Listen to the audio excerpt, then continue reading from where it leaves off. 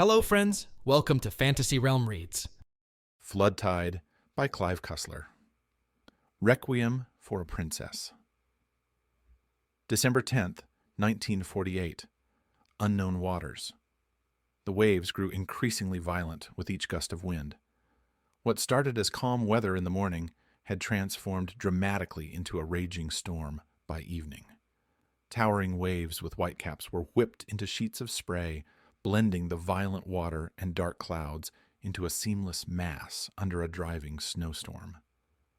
The passenger liner Princess Du Wan struggled against waves that loomed like mountains and crashed over the ship, with the men on board unaware of the impending disaster just minutes away.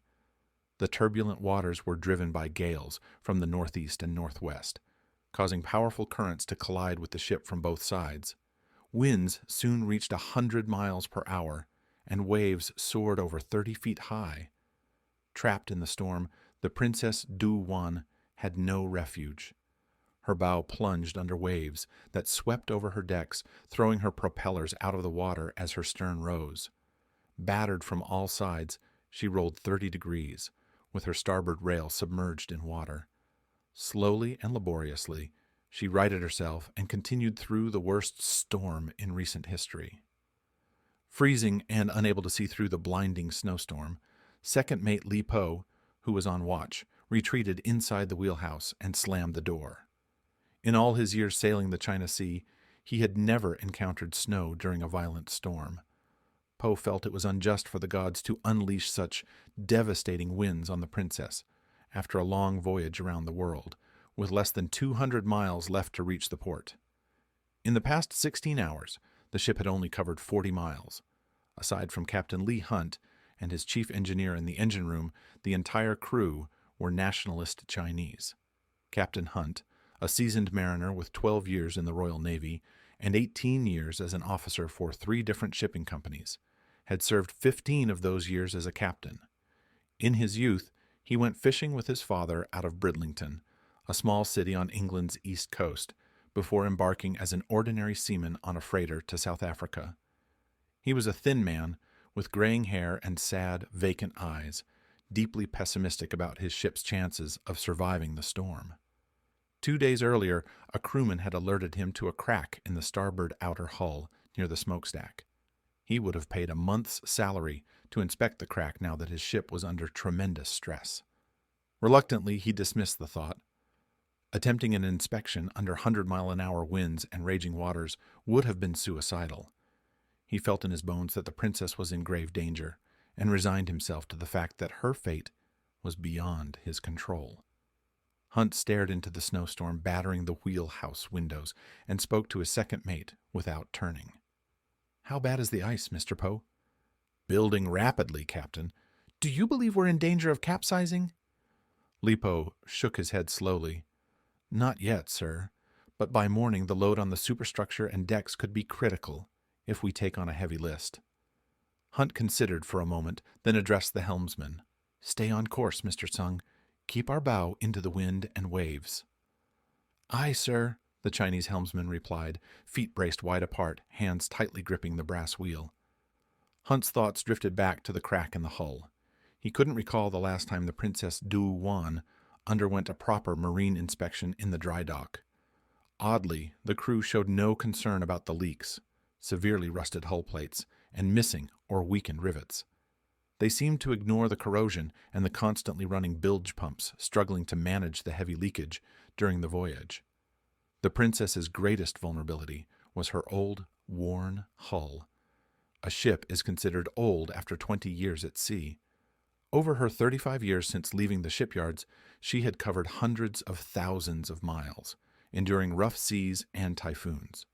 It was nearly miraculous that she was still afloat. Launched in 1913 as the Lanai by shipbuilders Harland and Wolff for Singapore Pacific Steamship Lines, her gross tonnage was 10,758.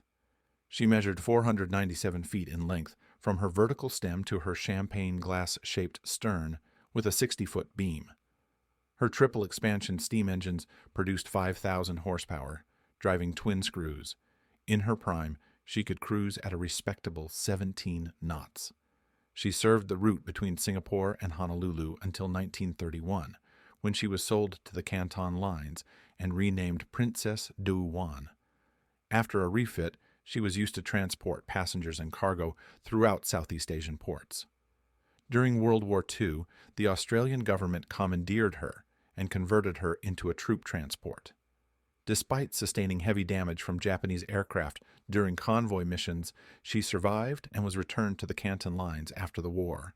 She then operated briefly on short routes between Shanghai and Hong Kong until the spring of 1948, when she was destined to be sold for scrap in Singapore. Her design included accommodations for 55 first-class passengers, 85 second-class passengers, and 370 third-class passengers. Typically, she was staffed by a crew of 190, but on her final voyage, only 38 crew members were on board. Hunt regarded his old command as a small island in a stormy sea, embroiled in a drama unseen by others. His outlook was resigned. He was prepared for retirement, and the Princess was ready for the scrapyard. Hunt felt a deep sympathy for his battered ship as she struggled against the raging storm. Despite being battered by enormous waves, she always managed to break free and forge ahead. Hunt's only comfort was that her aging engines continued to run flawlessly. In the engine room, the noise from the creaking and groaning hull was exceptionally loud. Rust flaked off the bulkheads as water began seeping through the walkway gratings.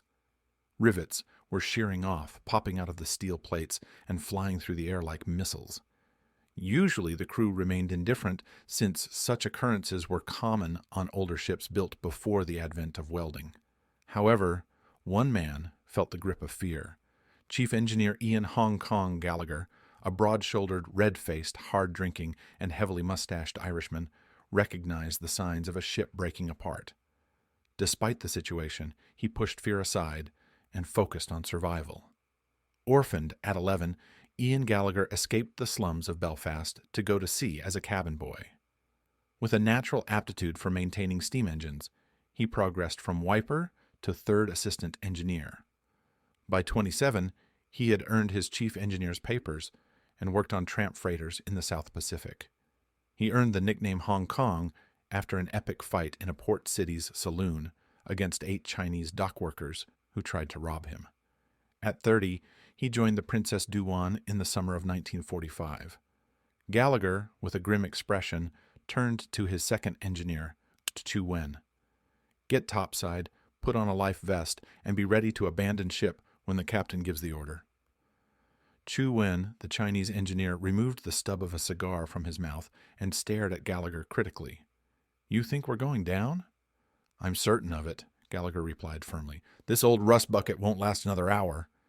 "Did you tell the captain?" "He'd have to be deaf, dumb, and blind not to figure it out himself." "Are you coming?" asked Chu Wen. "I'll be right behind you," answered Gallagher. Chu Wen wiped his oily hands on a rag, nodded at the chief engineer, and climbed a ladder to a hatch leading to the upper decks. Gallagher took one last look at his beloved engines, convinced they would soon be lying at the bottom of the sea. He tensed as an unusually loud screech echoed through the hull. The aging Princess Du Wan was tormented by metal fatigue, a condition suffered by both aircraft and ships. Difficult to detect in calm waters, it becomes apparent only when a vessel is battered by rough seas. Even when new, the Princess would have struggled to withstand the waves that now pummeled her hull with a force of 20,000 pounds per square inch. Gallagher's heart stopped when he saw a crack appear in a bulkhead, spreading downward and sideways across the hull plates. Starting on the port side, it widened as it moved to starboard. He grabbed the ship's phone and called the bridge. Lipo answered. "Bridge." "Get the captain," Gallagher demanded. After a brief pause, the captain's voice came on. "This is the captain." "Sir, we've got a severe crack in the engine room, and it's getting worse by the minute." Hunt was shocked. He had hoped they could reach port before the damage became critical. "Are we taking on water?" "The pumps are struggling to keep up." "Thank you, Mr. Gallagher. Can you keep the engines running until we reach land?" "How much time do you need?" "Another hour should get us to calmer waters." "Unlikely," Gallagher replied. I give it 10 minutes, tops. Thank you, Chief, Hunt said with resignation. You'd better leave the engine room while you still can. Hunt wearily hung up the receiver, turned, and looked out the aft wheelhouse windows. The ship had taken on a noticeable list and was rolling heavily. 2 of her boats had already been smashed and swept overboard. Reaching the nearest shore and running the ship aground was no longer an option. To get to calmer waters, he would have to turn to starboard. The Princess wouldn't survive if caught broadside in the raging waves. She could easily be plunged into a trough with no hope of escape. Whether breaking up or capsizing due to ice on her superstructure, the ship was doomed. His mind briefly drifted back 60 days and 10,000 miles to the dock on the Yangtze River in Shanghai, where the furnishings from the Princess Du Wan's staterooms were being stripped for her final voyage to the scrapyard in Singapore. The departure had been delayed when General Kung Hui of the Nationalist Chinese Army arrived in a Packard limousine and ordered Captain Hunt to talk with him inside the car. "Please excuse my intrusion, Captain, but I am acting under the personal directive of Generalissimo Chiang Kai-shek," said General Kung Hui, who sat with an air of meticulous precision in his perfectly tailored uniform, his skin and hands smooth and pale.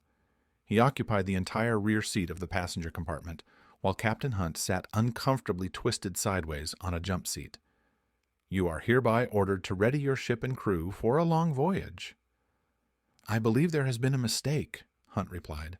"The Princess is not prepared for an extended cruise. We are set to depart with barely enough men, fuel, and supplies to reach the scrapyard in Singapore." "Forget about Singapore," Hui responded with a dismissive wave. "We will provide ample fuel, food, and 20 men from our nationalist navy. Once your cargo is on board," Hui paused to light a cigarette in a long holder, "in about 10 days, you will receive your sailing orders." "I must clear this with my company directors," Hunt argued. "The directors of Canton Lines have already been notified that the Princess Du Wan will be temporarily appropriated by the government." "They agreed to it?" Hui nodded. They were more than happy to cooperate, given the generous payment in gold offered by the Generalissimo. "After we reach our, or rather your, destination, what then?" Hunt asked. "Once the cargo is safely delivered ashore, you may continue on to Singapore." "May I ask where we are headed?" "You may not." "And the cargo?" "Secrecy will dominate the entire mission. From now on, you and your crew must stay on board your ship. No one is allowed to go ashore. You will have no contact with friends or family. My men will guard the ship around the clock to ensure strict security." "I understand," said Hunt, though it was clear he didn't. He couldn't recall ever seeing such shifty eyes. "As we speak," Hui continued, "all your communications equipment is being either removed or destroyed." Hunt was taken aback. "Surely you can't expect me to undertake a voyage at sea without a radio. What if we encounter difficulties and need to send out a call for help?" Hui casually held up his cigarette holder and examined it. "I foresee no difficulties." "You are an optimist, General," said Hunt slowly.